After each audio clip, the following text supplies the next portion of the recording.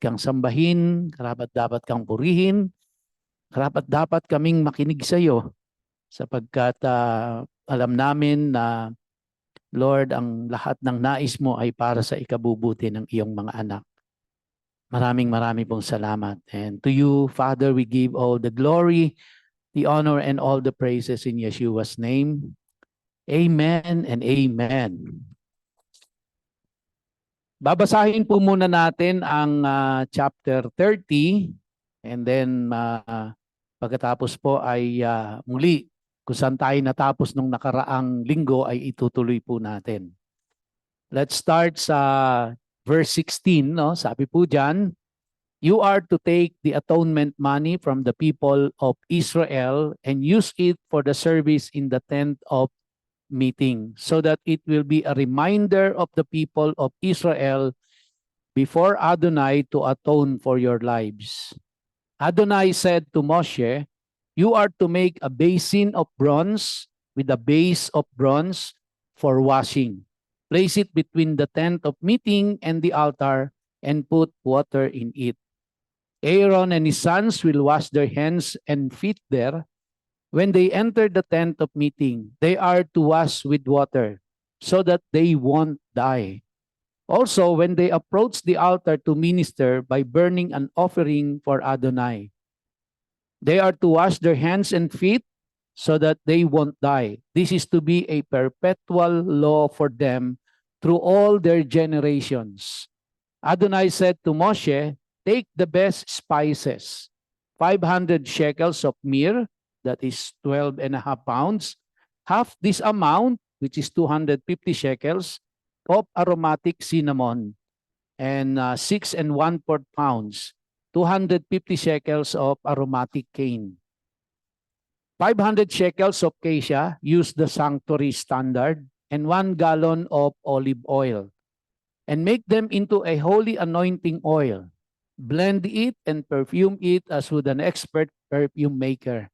It will be a holy anointing oil. Use it to anoint the tent of meeting, the ark for the testimony, the table and all its utensils, the menorah and all its utensils, and the incense altar. The altar for burnt offerings and all its utensils, and the basin with its base. You are to consecrate them. They will be specially holy, and whatever touches them will be holy. Then you are to anoint Aaron and his sons. You are to consecrate them to serve me in the office of Kohen. Tell the people of Israel, this is to be a holy anointing oil for me through all your generations. It is not to be used for anointing a person's body, and you are not to make any like it. With the same composition of ingredients, it is holy, and you are to treat it as holy. Whoever makes any like it or uses it on any unauthorized person is to be cut off from his people. Adonai said to Moshe, take aromatic plant substances, balsam resin, sweet onycha root, and bitter galbanum gum. These spices along with frankincense, all in equal quantities. And make incense, blended and perfume as would an expert perfume maker, salted, pure, and holy. You are to grind up some of it very finely and put it in front of the testimony in the tent of meeting where I will meet with you. You are to regard it as especially holy. You are not to make for your own use any incense like it. With the same composition of ingredients, you are to treat it as holy for Adonai. Whoever makes up any like it to use as perfume is to be cut off from his people. So, nakita po natin from the tabernacle to the priestly garments and pati po doon sa consecration nung nung tabernacle, yung consecration ng priest, at lahat po ng mga utensils doon, nakita natin kung gaano halaga ang preparation pagdating po sa pag-serve sa Lord, pag-worship sa Lord. At sabi ko nga po last Sunday na in our worship of God, it must be in His terms and not on our terms. In our prayer to God, it must be in His terms and not on our terms. Meaning, when we come to the Lord in worship, siya ang masusunod at yung kanyang instructions on how to worship Him, yun atin ang ipa-follow.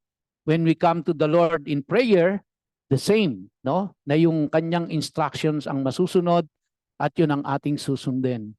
So, from the tabernacle to the consecration, makikita natin na one thing is common, napaka-elaborate and napaka-specific, napaka-detailed noong pong preparation. So which means in worshiping the Lord, in praying to the Lord, in serving God, meron pong kaukulang preparation na involved on our part.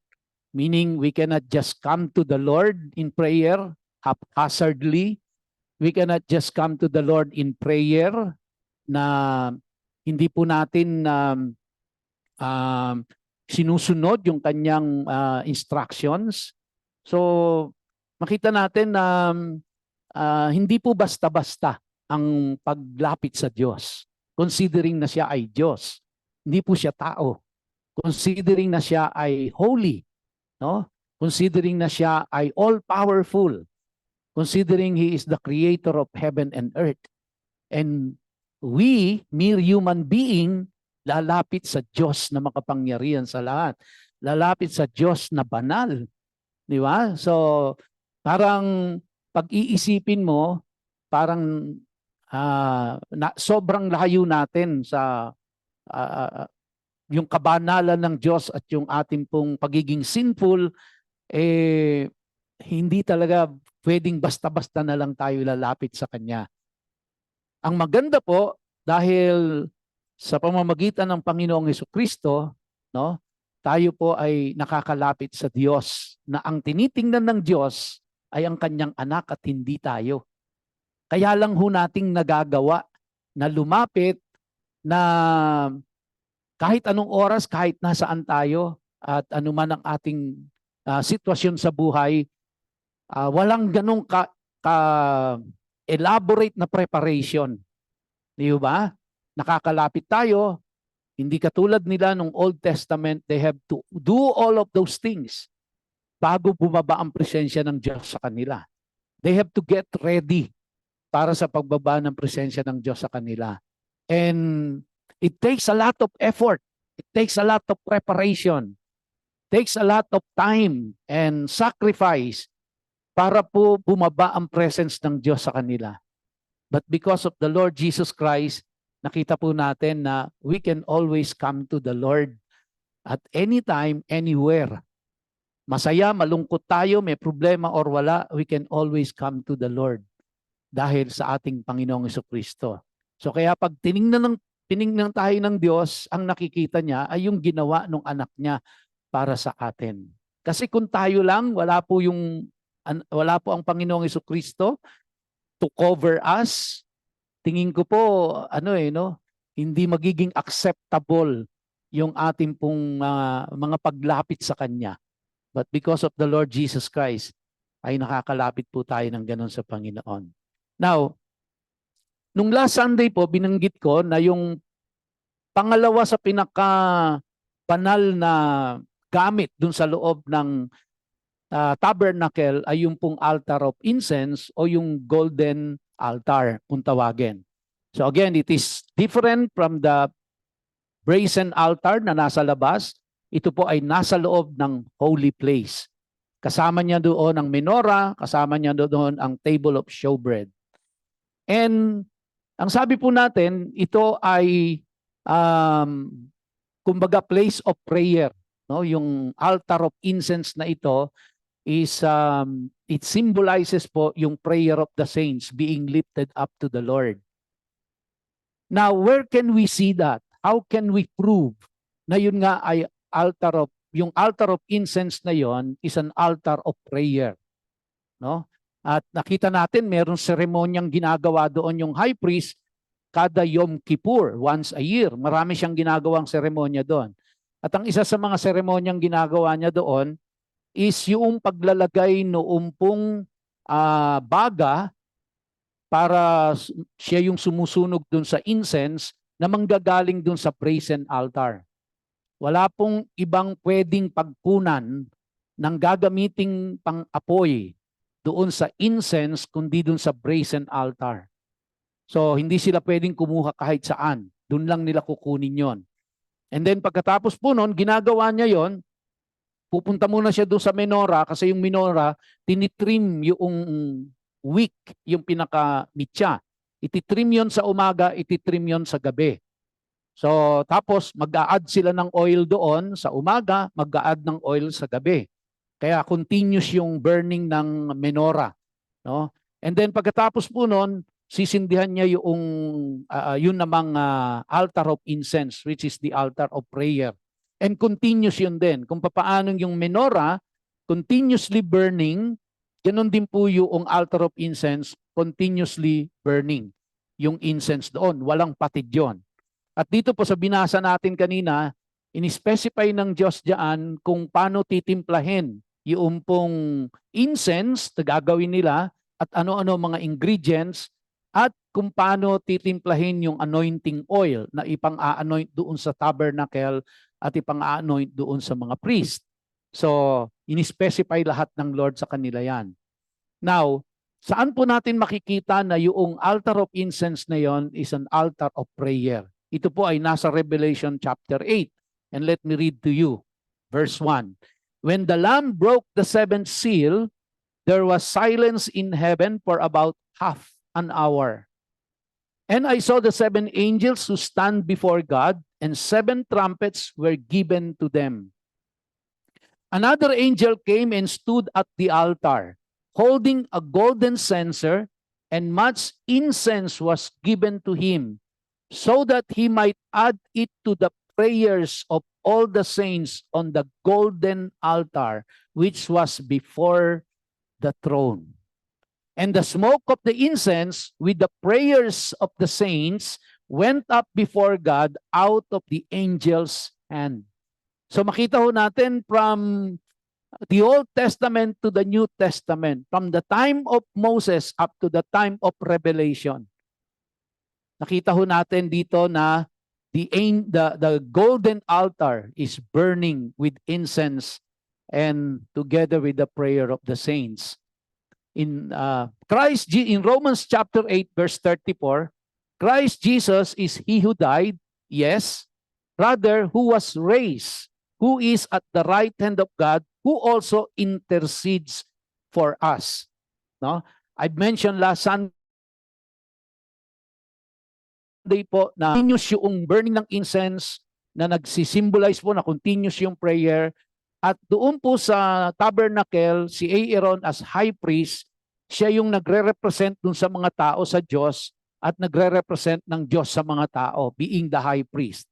In our case, our high priest is the Lord Jesus Christ, and He is the one representing us to the Father, and He is the one representing the Father to us, and continuously interceding for us. And this is found in this verse in Romans chapter 8. And also in Hebrews chapter 7, it says, therefore he is able also to save forever those who draw near to God through him, since he always lives to make intercession for them. So, no doubt at all, the altar of incense in the tabernacle during the time of Moses, no, is an altar of prayer, as we have seen in the book of Revelation. And Aaron in the tabernacle as the high priest to the nation of Israel. In our case naman, it's Jesus Christ as our high priest interceding for us. So Aaron is interceding for the nation of Israel. Jesus Christ is interceding for us. So clear na ho tayo doon. So now we know where it came from. Yung ginagawa ng Panginoong Hesukristo na yon sa atin. Nakita na natin ang picture nito doon po sa Old Testament, na ginawa nila ito sa tabernacle. Okay? Now, going back doon sa Exodus chapter 30. So, in-establish ko lang po na yung altar of incense is an altar of prayer. In-establish ko lang po na yung high priest, si Aaron, interceding for the people of Israel. Sa atin po si Jesus Christ interceding for us. So kaya napakapalad po natin dahil sabi ko nga po, kahit tayo mismo hindi na natin na ipagpe-pray yung sarili natin, si Jesus Christ po hindi nakakalimutang ipag-pray tayo. No? Kaya meron pong nananalangin para sa atin, may nag-i-intercede para sa atin, may namamagitan para sa atin sa Diyos amang nasa langit at walang iba po ang Panginoong Jesucristo. Verse 16, you are to take the atonement money from the people of Israel and use it for the service in the tent of meeting. So kaya from the time the tabernacle was established, collection system was also established. Kaya it is given po, in the Old Testament it is done, na money is collected to finance the operation kanilang tabernacle. And in the same manner, sa atin po ngayon, money is collected to finance, of course, yung pong operation ng ating ministry, ng ating church. So it's a God-mandated na system to collect money to para po mag-operate yung kanilang tabernacle. Ganon din sa atin. Hanggang sa nakarating sila dun sa templo, it's the same system. Meron po talagang collecting of money. Now, sabi diyan, so that it will be a reminder of the people of Israel before Adonai to atone for your lives. Adonai said to Moshe, you are to make a basin of bronze. Ito na po yung laver. No? Ito yung laver. You are to make a basin of bronze with a base of bronze for washing. Hindi ho ibinigay sa atin dito kung ano ang measurement niya. Kung gaano karaming tubig ang laman nun, kung gaano kataas, hindi ho ibinigay sa atin. But in chapter 31, makikita ho natin dito na meron 2 taong in-equip ang Diyos para sila na yung magdi-decide kung ano yung mga details. Kung bilog ba yung poste, kung kudrado, kung 6x6 ba yung, kung 4x4, or 8x8, or wala hong kumbaga hindi na ho ganoong ka-detail kasi meron 2 taong binigyan ng Diyos ng katalinuhan para mag-decide sa mga bagay na yon. And that includes also yung paggawa nitong labor na ito. Sabi diyan, place it between the tent of meeting and the altar and put water in it. Okay? Place it between the tent of meeting and the altar. Yung altar po dito is not the golden altar, but ang tinutukoy dito is the brazen altar. So kaya pagpasok mo doon sa kinalalagyan ng tabernacle nila, pagpasok mo, nandoon yung brazen altar.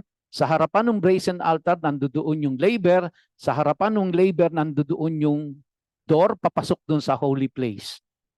Okay? So, lagyan ng tubig. Now, mapapansin niyo po rito, sabi, Aaron and his sons will wash their hands and feet there. When they enter the tent of meeting, they are to wash with water so that they won't die. Have you noticed that? So that they won't die. Ano ibig sabihin nito? So, ibig sabihin nito, mga kapatid, there must be a careful preparation. They have to do it according to God's instructions. If they don't, they will die.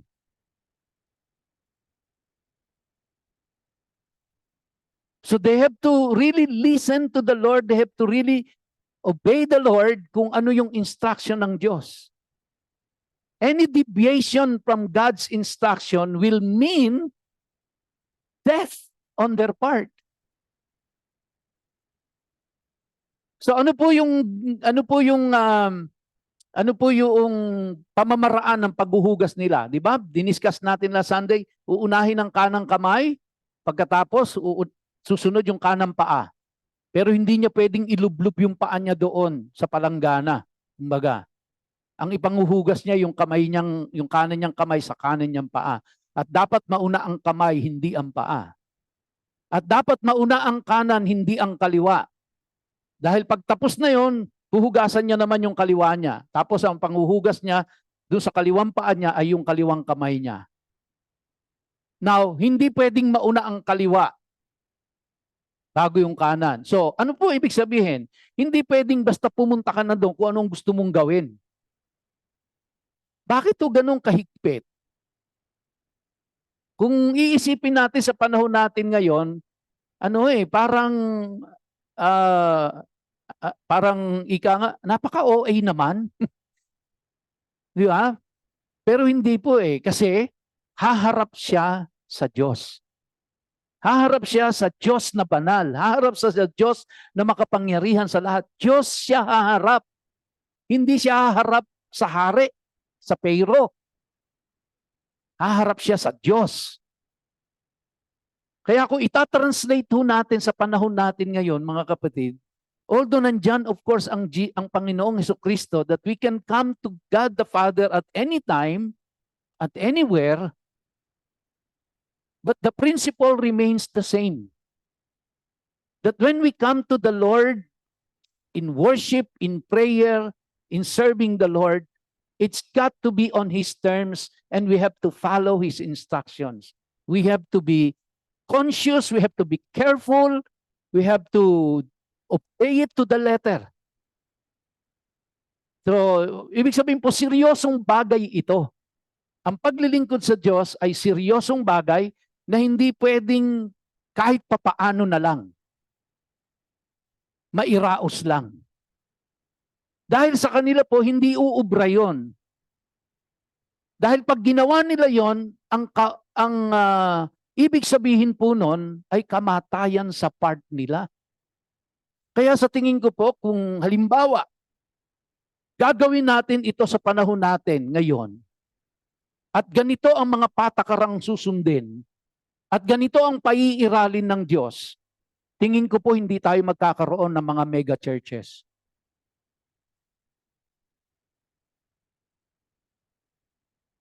And yet, these people, 3 million of them, from the high priest hanggang doon sa pinaka-simpleng mamamayan, they have to obey kung anong inuutos ng Diyos sa kanila.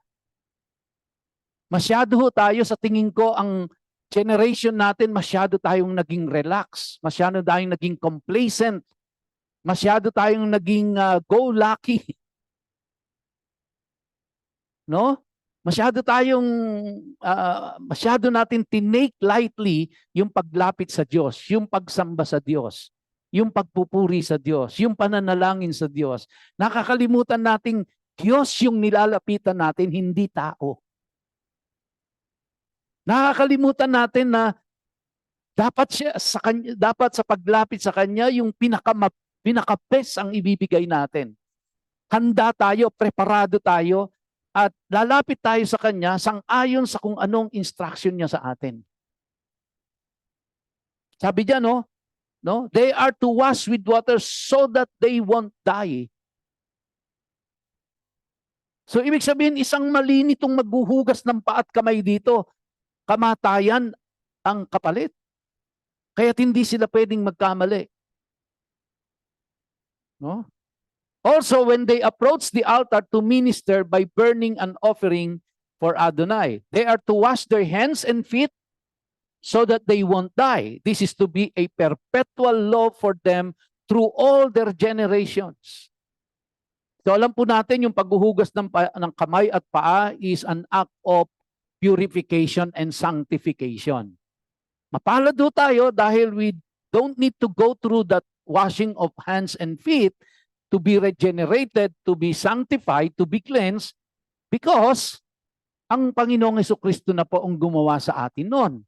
When we receive the Lord Jesus Christ as our Lord and personal Savior, He becoming the sacrifice on the altar of cross, no? Nalinis din ho tayo, na regenerate tayo, na sanctify tayo through His Word and through the Lord Jesus Christ. But it doesn't mean po na magiging magiging very relaxed na ng paglapit natin sa Panginoon, na kahit papaano na lang, lalapit na lang tayo sa Kanya. Sabi po sa verse 22, Adonai said to Moshe, take the best spices, 500 shekels of myrrh. So equivalent po sa 12.5 pounds. Half of this 12.5 pounds, no, which is 250 shekels, aromatic cinnamon naman. So myrrh, tapos cinnamon, and then 250 shekels of aromatic cane.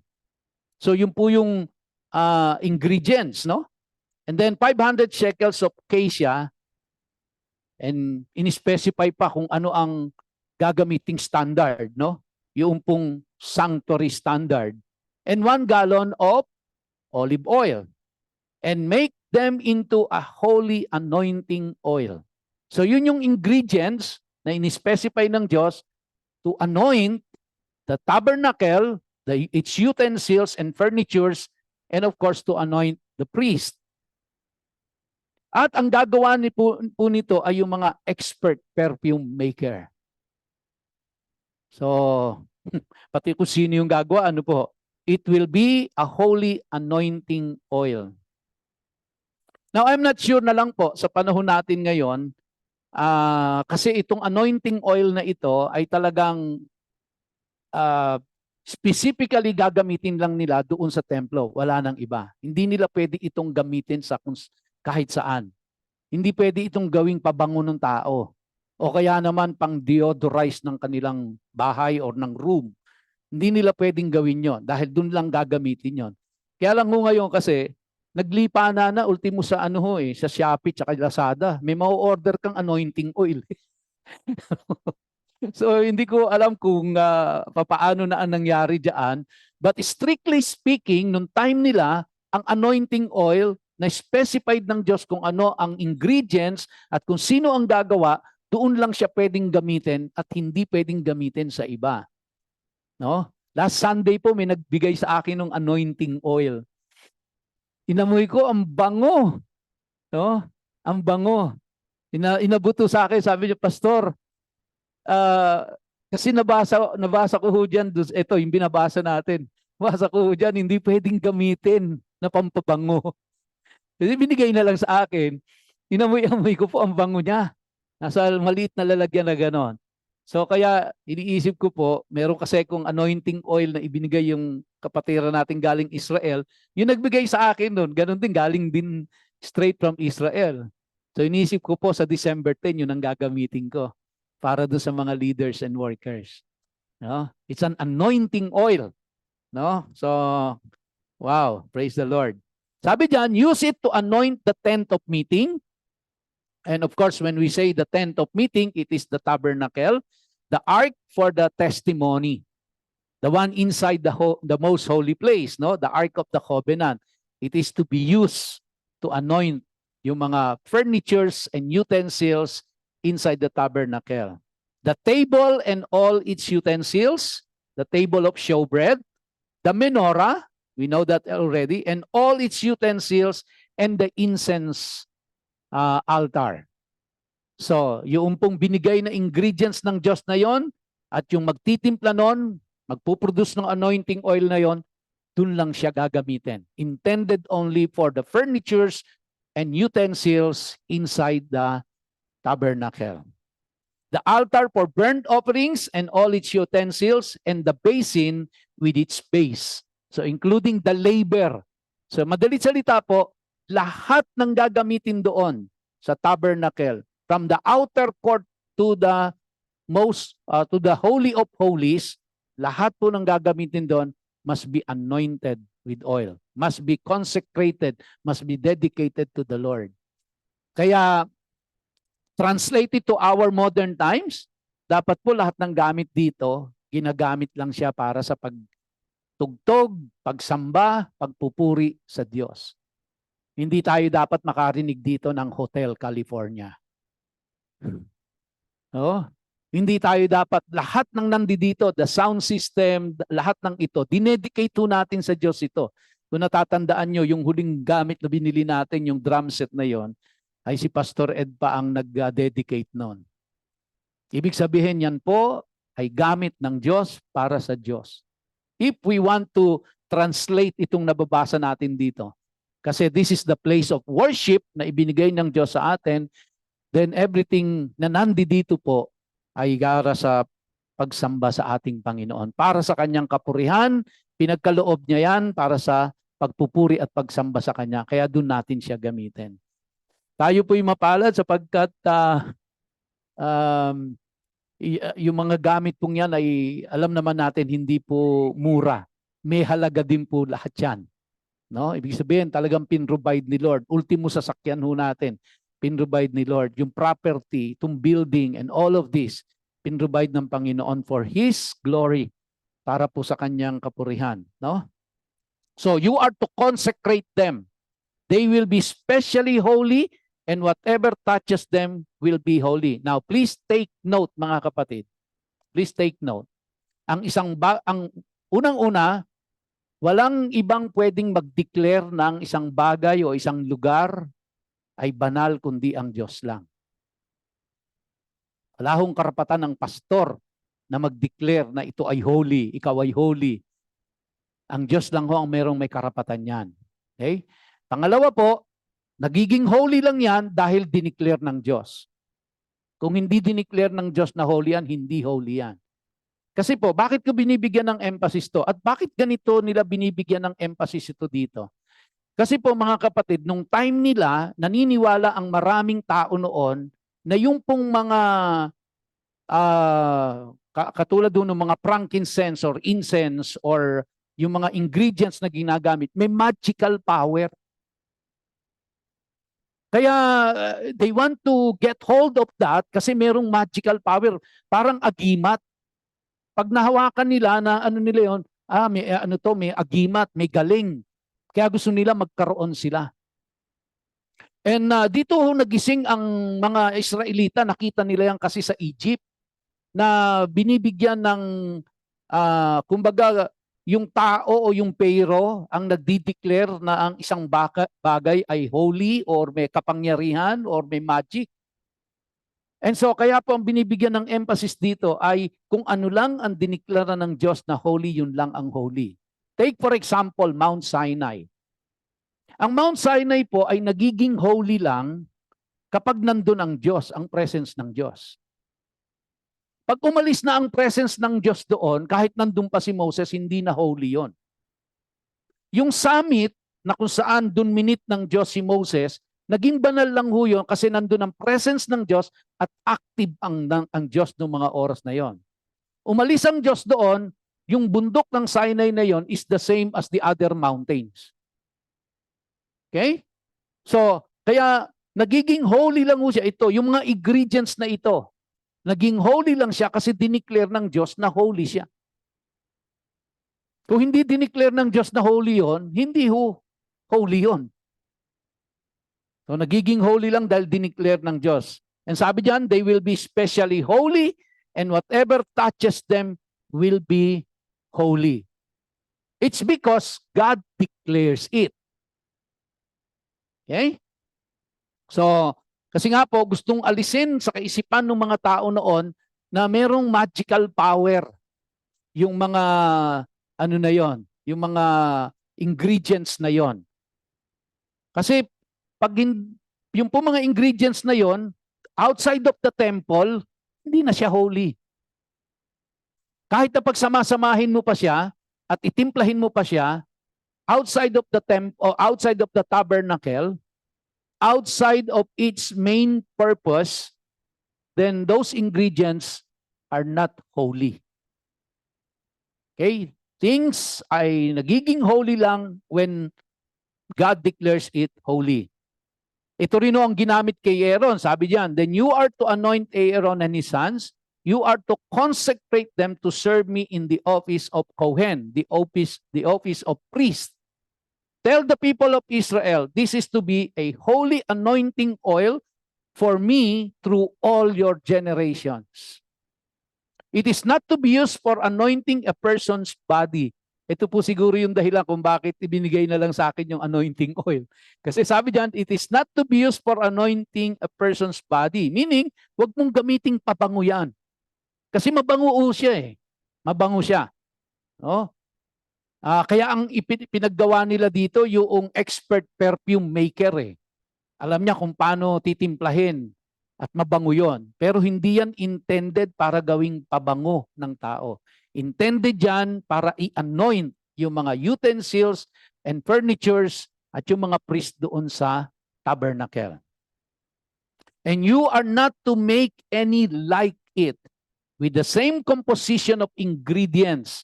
It is holy and you are to treat it as holy. Whoever makes any like it or uses it on any unauthorized person is to be cut off from his people. Now, mabigat po ito.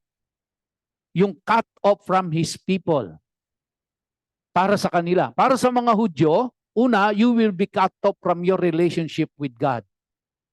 Pag sinabi pong you have to be cut off from his people, you have to be cut off from your relationship with God. So, mabigat to para sa kanila yon. And of course, kahit naman sa atin Hindi ba? To be cut off from your relationship with God, pinakamabigat na ano na yan, na mangyayari sa buhay ng tao. Plus, magiging cast out na siya ng buong society. No? Iaano na siya. Kumbaga, ituturing na siya na hindi siya isang Israelita at wala na siyang karapatan doon. O, kaya walang gagawa niyan.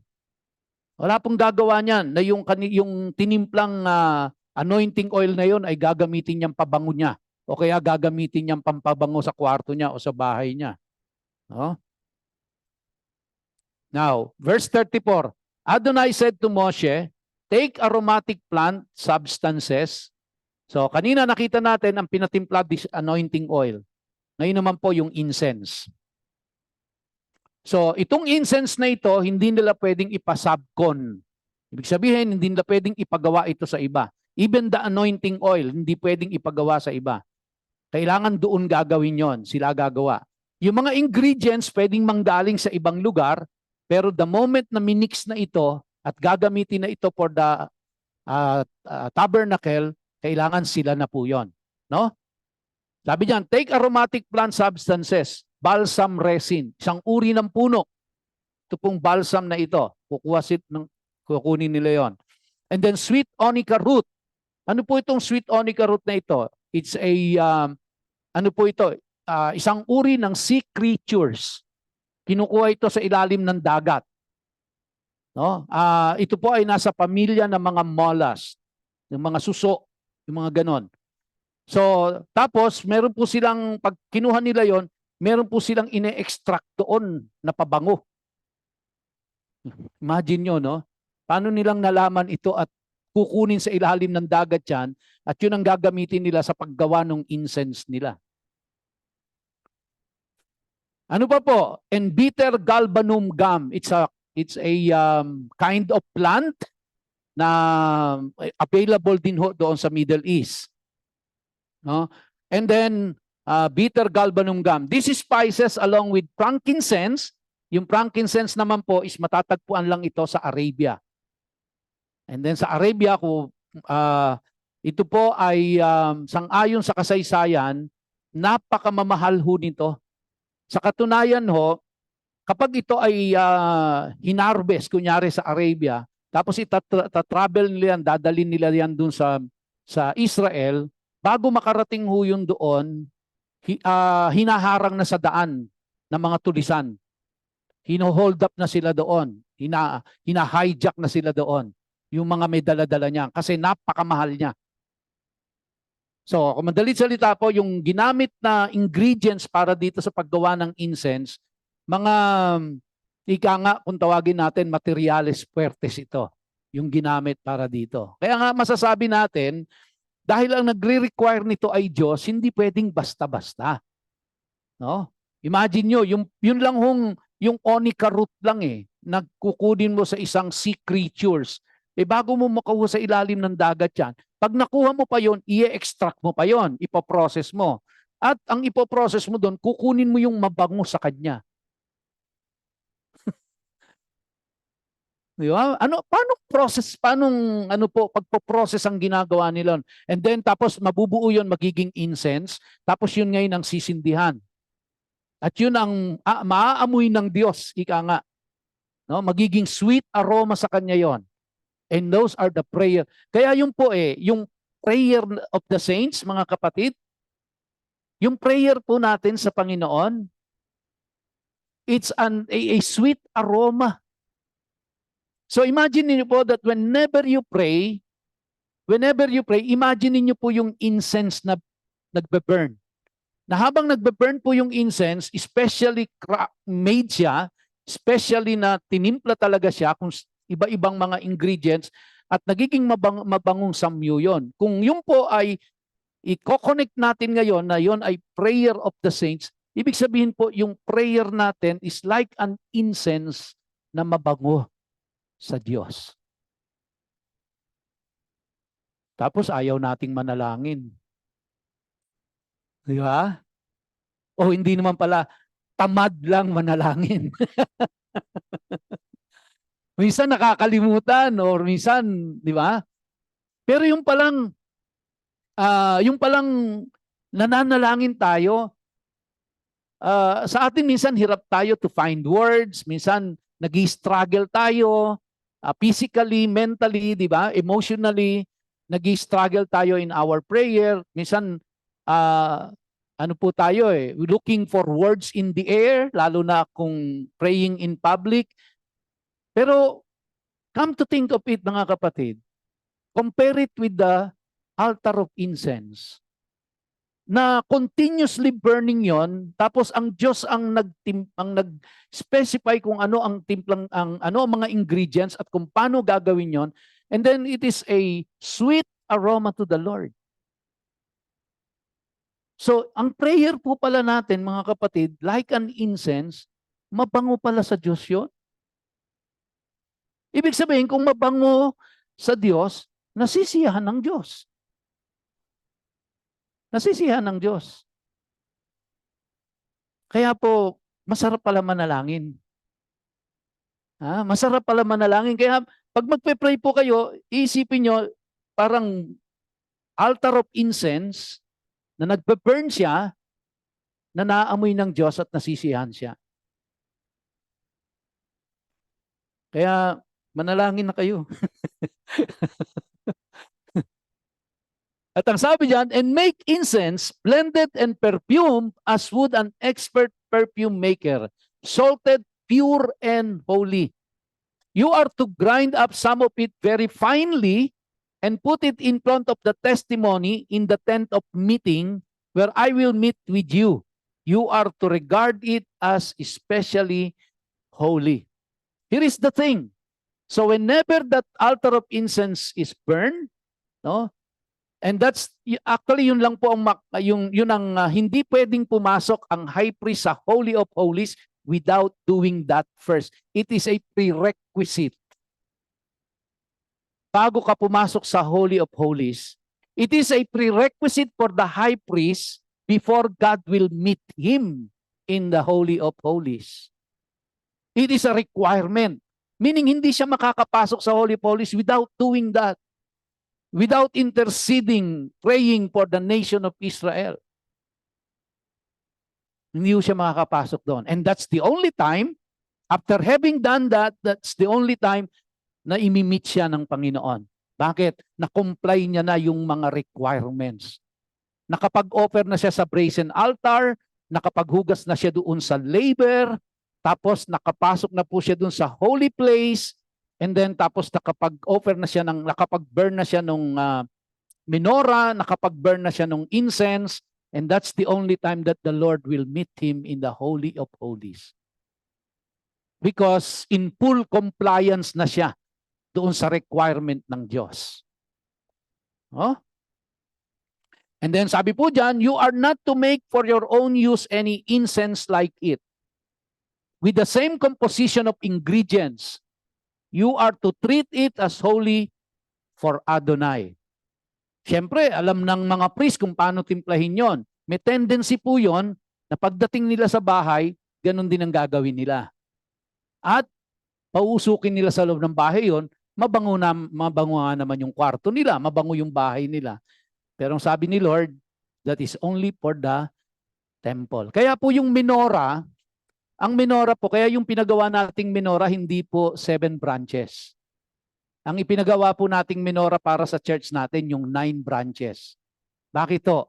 Kasi ang 7 branches is only for the temple or for the tabernacle. It must never be used at home.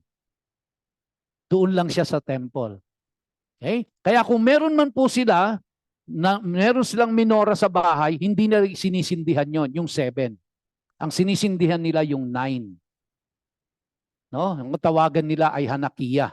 So, yun po yung ginagamit nila in celebration ng Festival of Lights during the Hanukkah. 9 branches siya. So, yun yung pinagawa po natin. Dahil hindi naman to temple, no, as specified in the Bible. You are not to make for your own use any incense like it with the same composition of ingredients. You are to treat it as holy for Adonai. Whoever makes up any like it to use as perfume is to be cut off from his people. Ang ang bigat po ng parusa kapag sumuway ka. You will be cut off. You will be separated from God. You will be separated from the commonwealth of Israel. You will be separated from the people of God. No? Itatakwil ka na the moment you violated yung pong instruction ng Diyos na ito sa kanila. Okay? So, that's for Exodus chapter 30. Now let's go to Exodus 31 po. Adonai said to Moshe, I have singled out Bezalel, the son of Uri, the son of Hur, of the tribe of Judah. I have filled him with the Spirit of God, with wisdom, understanding, and knowledge concerning every kind of artisanry. So ito pong si Bezalel na ito ay hinirang ng Diyos para siya na ang mag-iisip ng lahat ng detalye ng nandoon sa tabernacle. Sabi ko nga po sa inyo, di ba? In-specify ng Diyos yung kulay, yung taas. Pero yung poste, bilog ba o kudrado? Si Bezalel ang mag-iisip nun. Okay? Yung pong Ark of the Covenant, binigay yung sukat, di ba? Binigyan ng nalagyan ng kerubin sa ibabaw. May binigay ba kung ano itsura ng kerubin? Wala. Basta ang sinabi, meron siyang lead, may takip, which is the mercy seat. Yung takip na yon, merong kerubin sa ibabaw. Pero wala pong in-specify na design ng kerubin. Ang mag-iisip nun, si Bezalel. Siya po yung artisan. Tawag sa kanya is an artisan. In-equip siya ng Diyos. Sabi dito, I have filled him with the Spirit of God, with wisdom, understanding, and knowledge concerning every kind of artisanry. So kaya yung details po ng lahat ng mga furnitures and utensils and lahat po na nandoon, ito pong si Bezalel ang kinuha ng Diyos. Pero para magawa niya yon, siya po ay pinagkalooban ng Diyos ng Espiritu ng Diyos, sabi diyan. Now, hindi po ibig sabihin ito na parang katulad natin ngayon, the Holy Spirit is in us. We are now the temple of the Holy Spirit. But every time po na magkakaroon ng magdi-design itong si Bezalel, no? Bezalel, kada po siya magdi-design, nandoon ang gabay ng Espiritu ng Diyos. Bibigyan siya ng wisdom, bibigyan siya ng understanding, bibigyan siya ng knowledge para magawa niya yon. Now, mga kapatid, I believe na bawat isa po sa atin ay binigyan ng Diyos ng kakayahan. Babalik na naman ako dito. Hindi ko alam bakit ako laging napupunta po dito no? Bakit ba? Dahil gusto ng Diyos maglingkod tayong lahat sa Kanya. Ilang pa po ba? Ilang message pa ang kailangan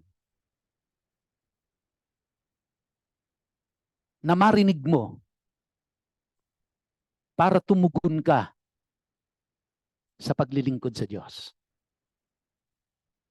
How many more messages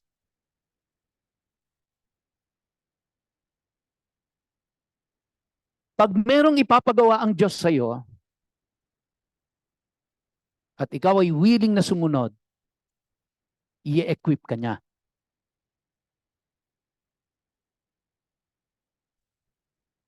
Hindi ho basta kinuha itong si Bezalel.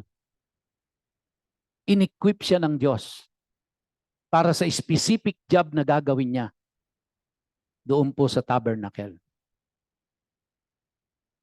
In-equip siya ng knowledge, in-equip siya ng wisdom, in-equip siya ng understanding, and siya po ay pinuspos ng Espiritu ng Diyos para magawa niya yon.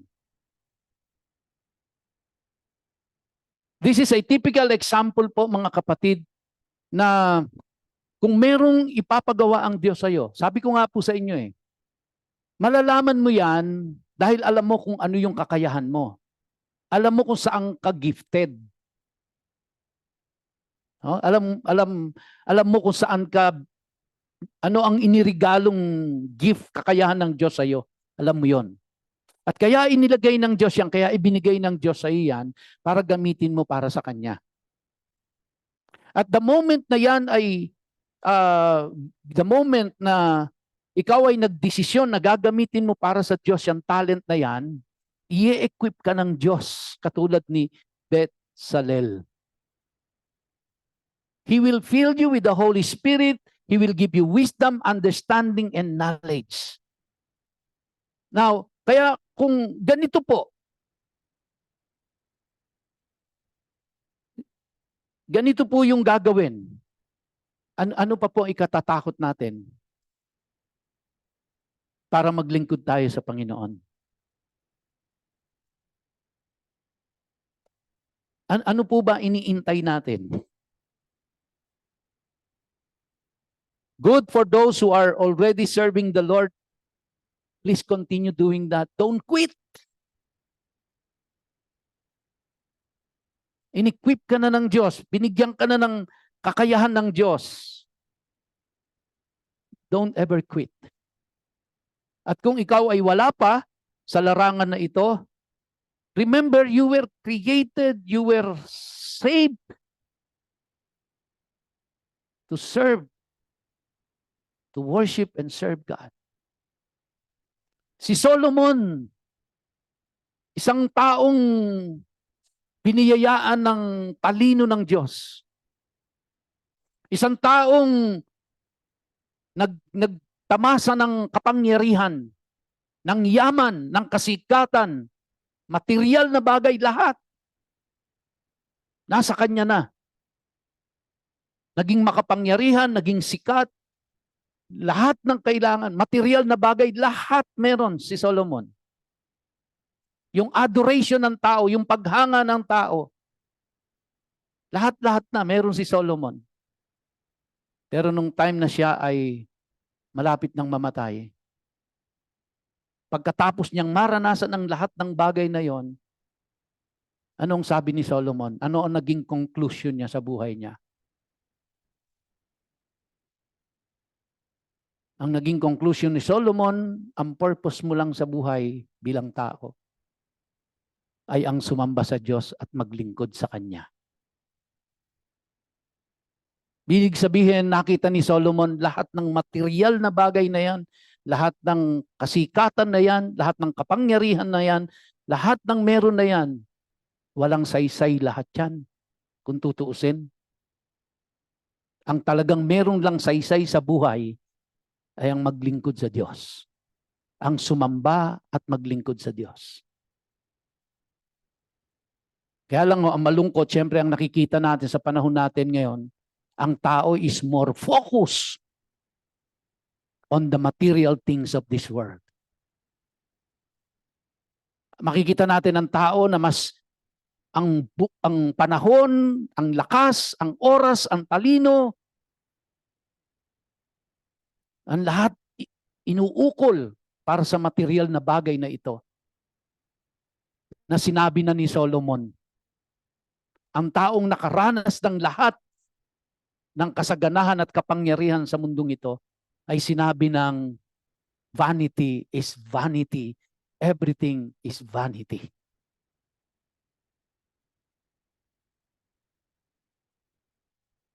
Kaya,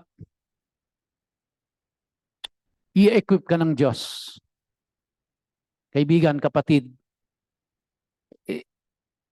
it's just a matter of committing yourself to the Lord. No?